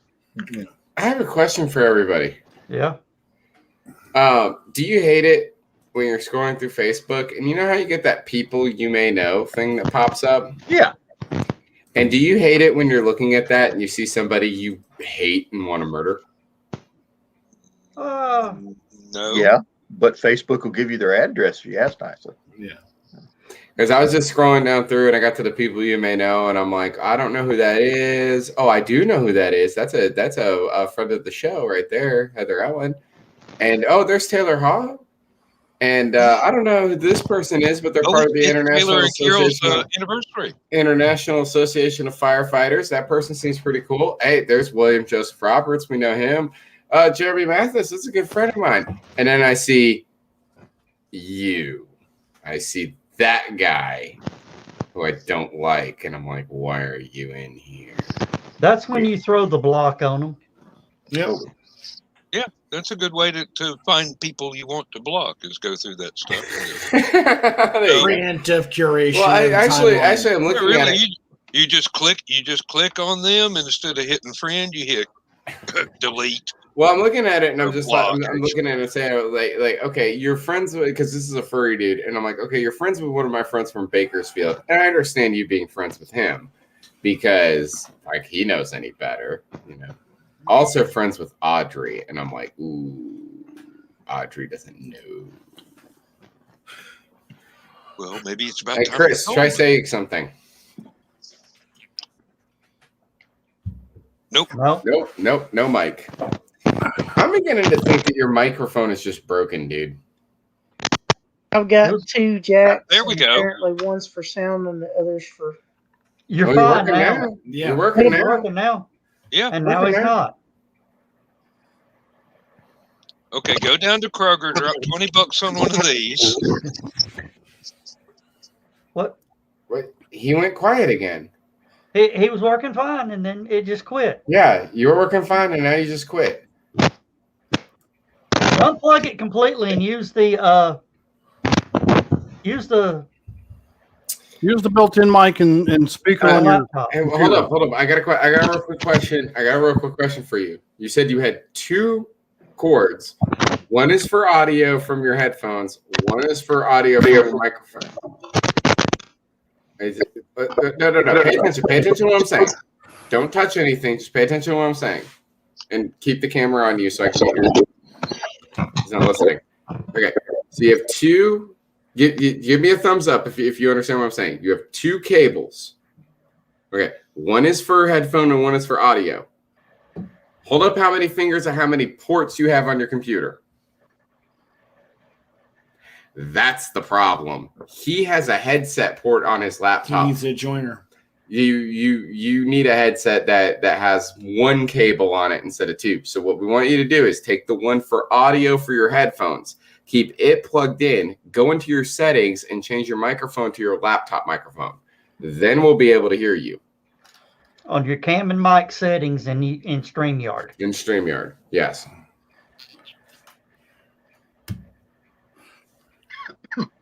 I've it got was a working. spare. If I could put it through the camera and you could get it, but Yeah.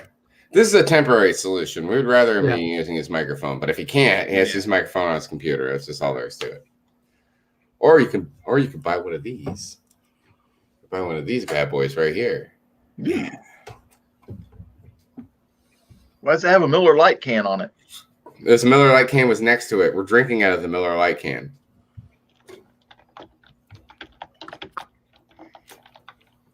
I like the way they drink their beer in synchronization. It happens. I got that, Lewis. I've sent it to you. all right.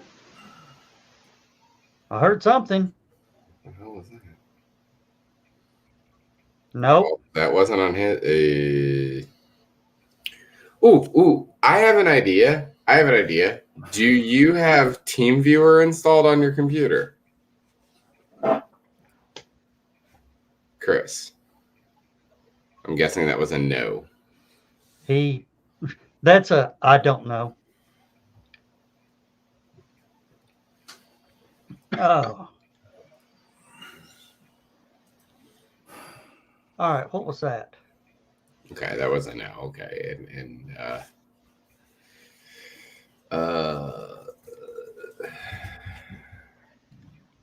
So what's up with all the volcanoes lately? I just know about the one in Iceland. What else? There was the one in Italy or Sicily, excuse me. That went up. Or, Sicily? Chris, yeah, What no, about went up. you? I got you. We hear you. we can hear you. I took everything out. Just decided to use what my laptop's got. There you go. All We're right. good. Well, Sometimes as the simple long as you answer is the best answer. have the echo Occam's cancellation razor. on, everything should be fine.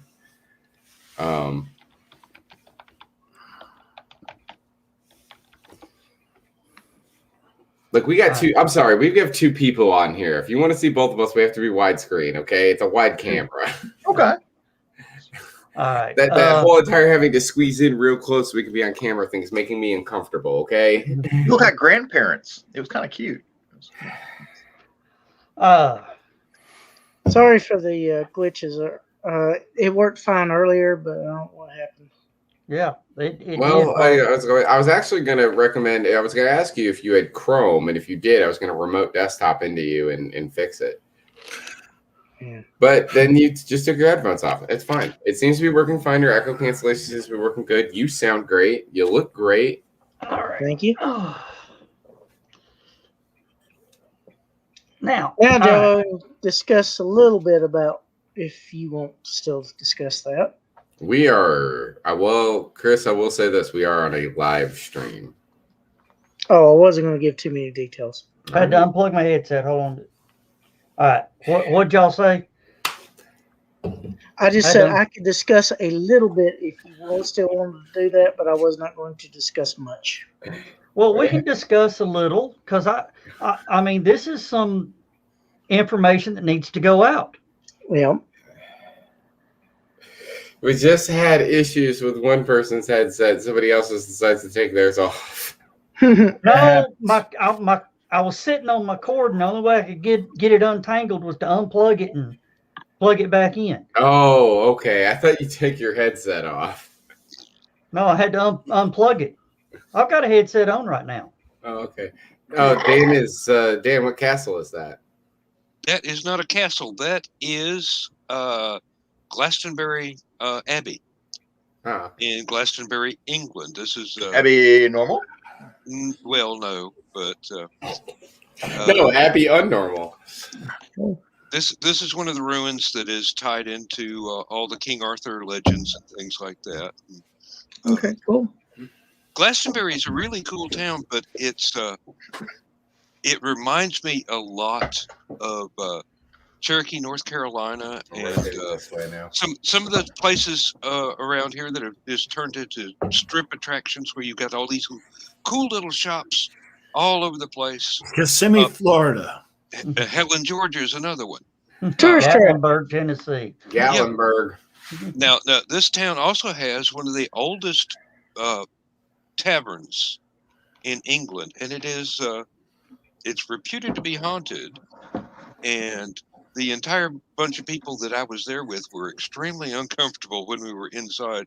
And it turns out we were sitting in one of the most haunted spots ever.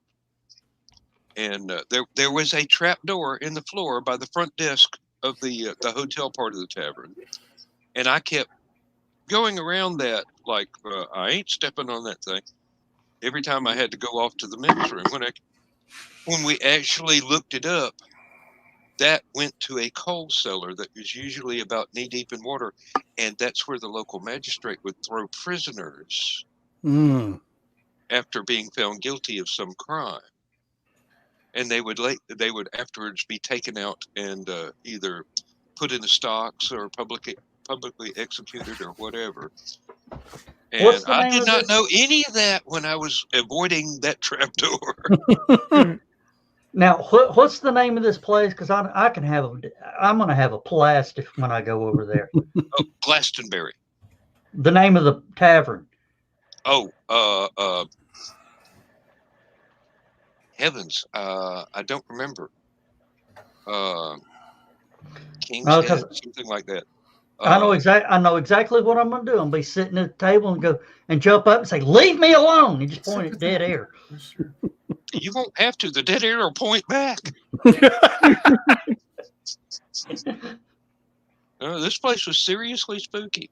I mean, the town is near that artificial mound. It's probably a burial mound for a Saxon king's Glastonbury tour. There's a tower on top of it, I do believe. They had somebody went up there. There was a Pilgrim's Holly Pilgrim. Yeah, could be. Apparently, hanging out amongst the spirits at Glastonbury's George and Pilgrim Hotel. George and Pilgrim, that's the one. Thank you, John. Yeah, that place. It creeped out a party of 20 that had not been used to that sort of thing and didn't know anything about it till afterwards when we went and Googled it. So, I got to go now. Yeah, sounds like fun. Well, Joe, if you want to go to a really good haunted place in the States, you might want to go down to St. Francisville in Louisiana and go to the Myrtles Plantation. Oh, I've heard about Myrtles. I did a story there, and dude, it is seriously creepy. I mean, even in the daylight, you can spend the night there. I did not care to, but it was. I was doing a series of stories about day trips, places local that you could visit, and I went there and we did the story, and there were a lot of weird things going on, but mainly. At the end of the shoot, I went out in the front driveway so I could have the house as the backdrop. And my wife was running the camera. I mean, I was a one-man band. So my wife was running the camera, and I'm standing there in front of the camera with my mic, and I'm trying to do my stand-up close. And when we first started filming Nice, Beautiful Blue Skies, in the 10 minutes that it took us to get this filmed, a storm rolled in, the wind picked up, and I literally got hit by a branch that was this big around. Wow. I mean, the storm came out of nowhere, and it was freaking me out. But yeah, the Myrtles Plantation, St. Francisville. Well, I think I creeped you out down over in South Pittsburgh too. Oh, you creeped me out in South Pittsburgh plenty with that damn breaker, or the patient room light that just came on even though you shut off all the electricity. Yeah, that's the one we couldn't figure out. Yeah, Joe has an obnoxious sense of humor sometimes. No. No. It wasn't Joe. Joe wasn't anywhere near the place. We called Joe up to explain what he had done, and he didn't. One of the few times I wasn't pulling a practical joke. Yeah. Well, Joe, about the Abbey back here. King Arthur and Guinevere are supposed to be buried on the grounds. They're big slabs sit there that are their supposed graves. And it's British trust. You can't dig it up, but some archaeologists have been trying to find out if there's actually anybody at all buried there. Well, what king was it that they dug up out of a parking lot? One of the Henrys. I'm not sure if it's the second. No, or no, third. it wasn't a Henry. It was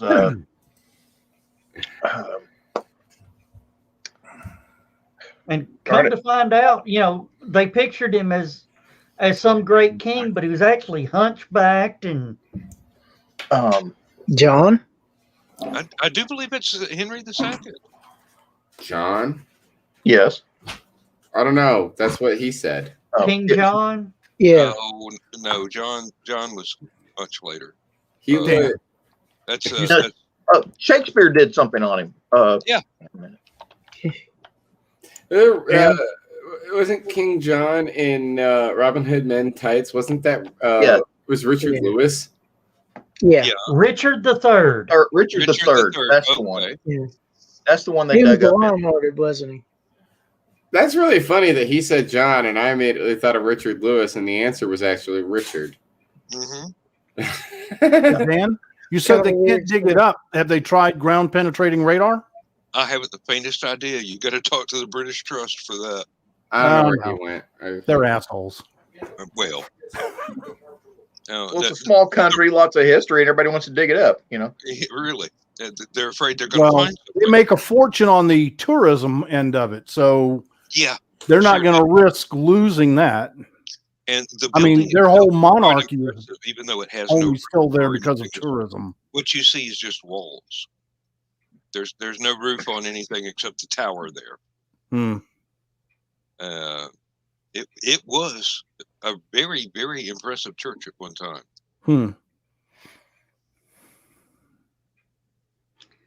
All right, I just saw what time it is. I got to start getting changes. Oh, Richard the Lionheart was Richard the First, by the way. Oh, okay. I knew it was the first or the third. I couldn't remember which one. It was an odd number. That's sort of creepy that they lost the burial location of a king. Well, not considering how he was killed, but what the heck? Don't know. I didn't do that. The thing is, there's no real consensus as to whether or not Arthur actually existed, or whether he was an amalgamation of several different kings from back in the day, or just this guy that fought. I believe it was the Saxons, or the Normans. Well, William the Conqueror was the first Norman king. Harold was the one. He was the last Saxon king. He defeated in battle of Hastings. And let's see, does Hadrian's Wall have to do with the Romans, or is that later period? My British history is really rusty out there. Ask your wife. I don't have time. I'm only going to live so long. You ask a British person for the time, they will tell you how to build a clock. You ask them for a cup of tea, they will tell you the history of the British East India Company. Sounds like an engineer friend of mine. Yeah. Oh, Lord. Way to pass the time. Yeah. But I highly recommend Glastonbury. If you ever go to England, it's one of the places you ought to hit. It's a great little tourist town. There are lots of little shops everywhere. Bits and pieces of it are like a maze. You just go through back alleys, and there's little hole in the wall shops everywhere, and you can always find your way back out to the main drag. The High Street is what they call it. Where is it in reference to London? Ooh, that I couldn't tell you. let's see. We were in Portsmouth and drove for hours to get there. Portsmouth is several hours away from London by train. Okay. And of Because course, there's two places that Denise and I want to visit when we go to England, and that's London and Cardiff. Well, Cardiff is in Wales. So, Wales. Yeah. So this is more. Given the references to King Arthur, I would say this is more to the east of London and probably south, but not by much. Yeah. Go ahead, Mr. Google. Tell us where it is. so between London and Dover. Somewhere in there. I would get. No, it's the other direction. Oh, it's it's, actually west? Yeah, it's south of Bristol and near Cardiff, strange enough. Okay. Well, There you go. so southwest England. Yes. Yeah. That's right, Okay. right in the middle of where I'm going. So, If you're ever on a train from Portsmouth to Bristol, you go through a town called Warminster. The train will pass right by it. There Mhm. is a beautiful scene that I wish I had a photograph of. You've got an old 40s era smokestack from a factory that looks like a castle tower or a wizard's tower or something. You've got a chalk horse on the hill, and you've got a huge mansion on another side of the hill, and it's absolutely beautiful. But I did not have the camera out of the suitcase, so I couldn't take my own picture. I There's would love to Warminster. write a fantasy There's story. Southbury. There's Southampton. Yeah. okay. Portsmouth. Portsmouth, yes, my London's way over here. London. yeah. Okay. And So here is Glastonbury Gate. directly west of London. Now, Cardiff is just across. Yeah, right there. Yeah, Cardiff is, There's Bristol. You have to take a ferry maybe, or no, there's a bridge. I see it. There you go. Yeah, further inland. I don't see any ferries. They usually show up on the screen. Yeah, there'll usually be a dashed line. Right. Well, like those. Ferry route. Yeah, Like that, yeah. Portsmouth has a ferry to Southport and Southsea and Gosport. Lindsay used to ride it back and forth to school every day. Now, on the channel tunnel. Yeah. I know it's all train, over but here. do you get to sit in your car while you go on the train, like a ferry, or do you have to get No, out of you your can car? you can There's drive that, actually- can't you? You can actually go in the tunnel on a vehicle Yeah, Oh, as well okay. as trains. yeah. It's just like any other tunnel, Okay. roadway tunnel. There's both. Is that the Both American? traffic and No. auto. That's France. Yeah. All right. Somewhere- Chris has somewhere got down a. Chile. Chris Hey, has a little news. John, is that you doing that? Yeah. All right. Normandy. See if you can Yeah. find the Further American. down. See if you can find the American cemetery. It's It's further right down. there on the beach. Yeah. It's God, I can't remember the name of the town now. Yeah, that's it. Yeah, Yep. Cemetery Okay, how American de Normandie. yeah. How Yep. far is that from the From the Calais? ferry route? That looks to be You can take the ferry to Hours Cherbourg, not drive. far. Okay, that's cool. Because we were thinking about renting wow, a it's right car, across from Portsmouth. and I would love to be able to visit that cemetery. I just did that video about the 6888, the all African American female unit. Mhm. They only suffered 3 casualties, and it was an auto accident. But they are the only 3 female soldiers buried in that cemetery. Wow. Well, no. There are 4, but 3 of them are from that one unit, the 6888. Wow. Huh. So I would love to go to that cemetery. What is And, that town right there closest? Colville-sur-Mer. Well, hell, I'm pointing at the screen like you could see Oh. where my finger was. Well, the cemetery is technically in Colville-sur-Mer. Yeah. Which is down here. Yeah. And all that whole Surmere region. It's right on Omaha Beach. Yeah.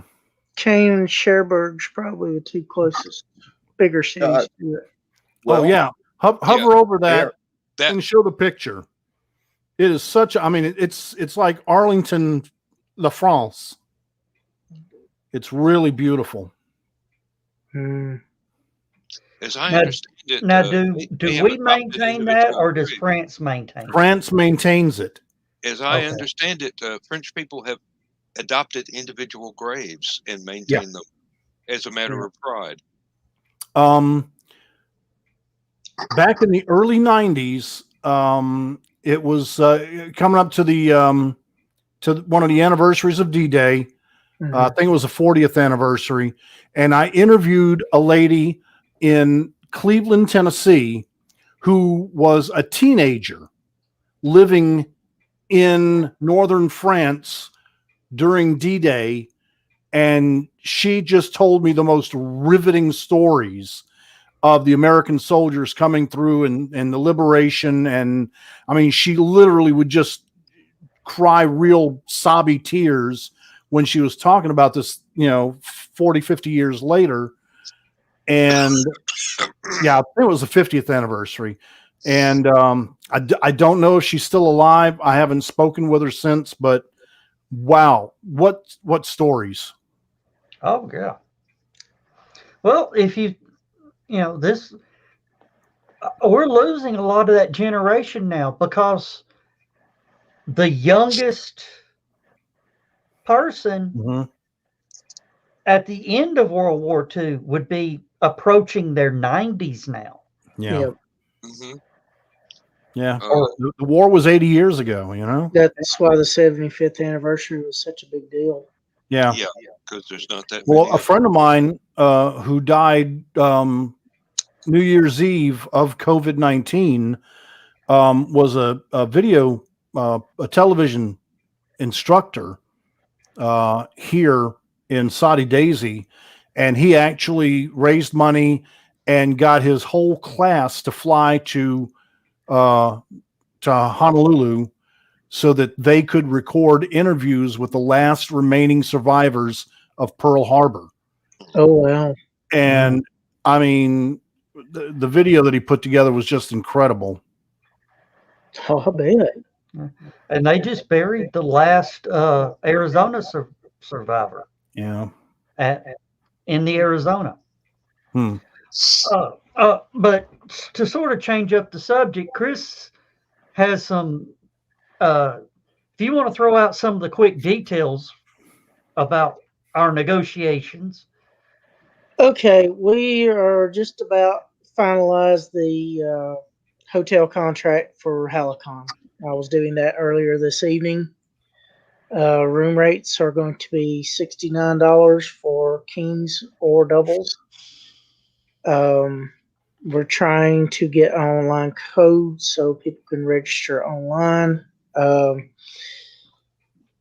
We're like I said, we're finalizing the details of it, and we should have a contract ready to go, and should be able to start reserving rooms before too long. Possibly as soon as tomorrow night, right? I would say definitely before the week's out. Awesome. Well, thank you, Chris. You're welcome. That's why I call him the great negotiator. Excuse me. We're looking forward to having a enjoyable experience for everyone. Yeah. So, am I to take that Halicon is not going to be virtual this year? It may be hybrid. It should be. I think all conventions from now on should be hybrid. And we're actually working on trying to make that happen. Yes. Which should be fun. Yeah, well, if there's anything I can do, let me know. I mean, I'm not an expert at anything, but well we're trying to work on the infrastructure to help make it more feasible and easier for everyone involved. Dan, the biggest way you can help us is being there. That would be nice. That would be nice. we'll see what happens because okay. I see that notice from Skunk and Blair. So Okay. I have an offer. A friend, a next door neighbor, has asked if I can be willing to fly out to Dallas in April and drive a moving van back here to Athens. And I'm willing and I can do it, but I'm not going to the Atlanta airport unless I can get vaccinated.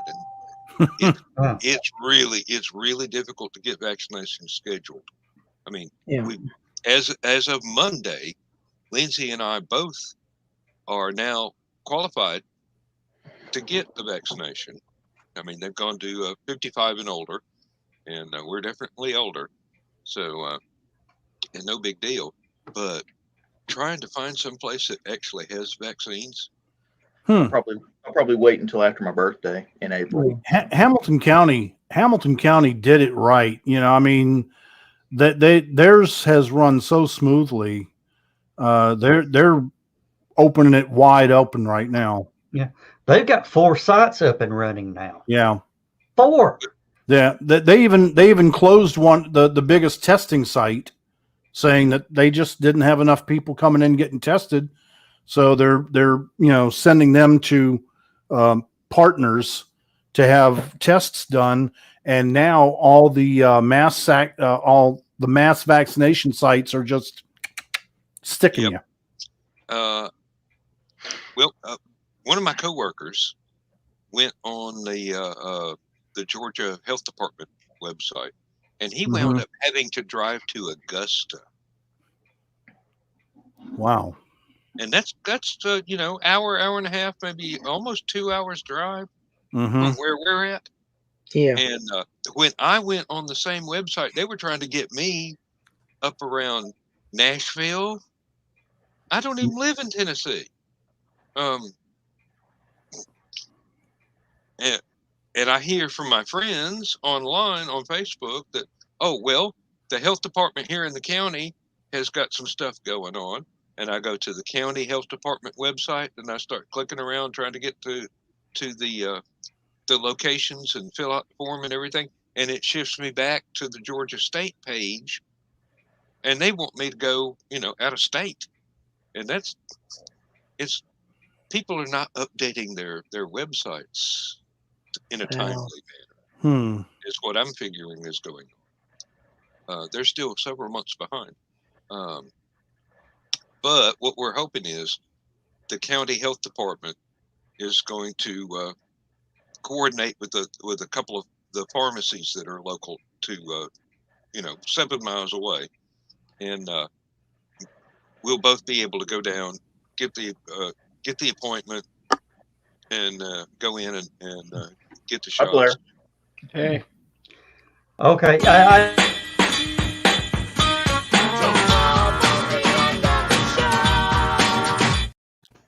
It is so weird being able to see that stuff now. Blows your mind, doesn't it? Yeah, dude. The thing was, I was going to tell Joe Blair I didn't see his camera pop up, so I was holding out, bringing him in. Oh, it's fine. It's pawn shop laptops at their finest sometimes. Yeah. But I was fixing to hit the button.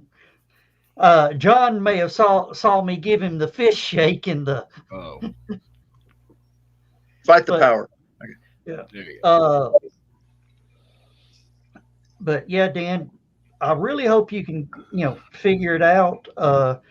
Well, if you if may we want can to do be. it, I can help the lady out, and I'd have to take like 3, maybe 4 days off from work. But what else am I going to do with my vacation time this year? Yeah. But you may want to keep an eye on your Walmarts and your Walgreens. And I think CVS, Walgreens. Let's see. Rite Aid, if there's any left there. Yeah, Rite Aid, Walmart, the Kroger pharmacy, the Ingles pharmacy. It's like all these are within like 10 minutes drive of my house. and I can't get in through online, and nobody ever answers their phone. I was going to say, I work for a large retail company, and I can't even get it. Yeah. So, I will tell you this, Dan, when you go get it, plan on just going home, take your 2 Tylenol, and go to bed. Because by the time you get home, you're going to feel it. Yeah. Well, Wouldn't hurt to grab you a bite to eat on the way home. get some stuff to keep hydrated. Definitely. Well, I could keep hydrated, but with a No. Water, with a Dan. stuff Water, hydrate. Dan. Water. Yeah, no, Water, Dan. Water. You can't do that. Watch me. No. Hops interfere with the vaccine. Oh, don't tell me that. Because I will tell you, I felt like the truck had hit me backed up for about 24 hours. Well, from what I understand, people that have actually been exposed to the virus and may or may not have had it have really rough reactions to the vaccine. Well, Lewis, can you help us? No, I did not. Okay. I mean, I got Well, the first. maybe the people that have been telling me this stuff have got it backwards. I got the first vaccine December 31st. I tested positive for the first time on January 11th. I tested positive again on the 13th. And I got my second shot on the 21st. I tested positive one more time at the end of January 28th, the week after I got the second vaccine. And then I went back February 11th, and that was my first negative test in a month. So Well, that's good to know. I could have been exposed before my first vaccination, but more than likely it was because if you remember, we had the runoff election January 5th in Georgia, and those morons that wouldn't wear a mask at the voting precinct. I think I may have been exposed there. Well, I mean, I wore a mask the whole time, but they weren't sanitizing any of the equipment between use, and it was Charlie Foxtrot all the way. yeah. And my wife and I both believe that's where we were exposed. Well, my biggest worry is that 40 of my coworkers at the factory have had it, and they're only taking 2 weeks off and coming back to work. Yeah. And there's no testing going on to find out whether or not they're still capable of passing it on. All right, we got a wrap, guys.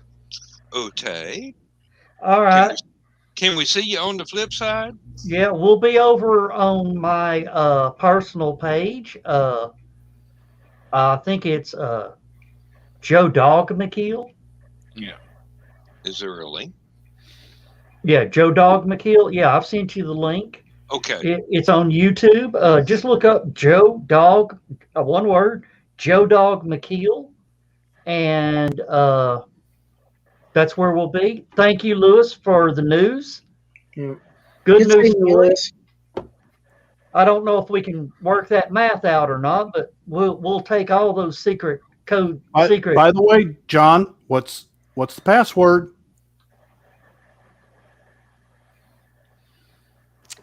Dingus. I'll go back and look at the video and tell you later. Indigo. Indigo. Instructions to follow. If the countersign is swordfish, I'm going to kick furniture. All right. Good night, everybody. Good night, everybody. Good night.